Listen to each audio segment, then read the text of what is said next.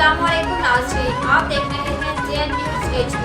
आइए नजर डालते हैं आज की अहम खबरों पर। नवाब शाह से खबर शामिल करते हैं। हुक्मरानों महंगाई खत्म करो, आटा सस्ता करो, आवाम को खुदकशी से बचाओ। तहरीक लबैक पाकिस्तान के डिविजनल सदर मुश्ताक अहमद की सरबराही में महंगाई खत्म करने और आटा सस्ता करने के हवाले से एहतजाजी रैली निकाली गई, जो शहर में मुख्तलिफ मकामात से होते हुए national press club Nawab Shah पहुंची और national press club Nawab Shah के सामने महंगाई के खिलाफ सख्त एहतजाज किया गया।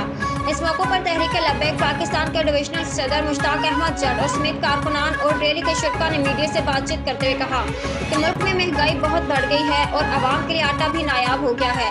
गरीब शहरी और दिहाड़ी दर तबका 2 वक्त की रोटी के लिए परेशान है, जबकि हुक्मरान को जरा बराबर भी आवाम की परवाह नहीं है। हुक्मरान आपस में लड़ रहे हैं, नुकसान आवाम का हो रहा है, मैशियत तबाह हो रही है और किसी भी हुक्मरान के पास गरीब को रिलीफ देने का पैकेज नहीं है।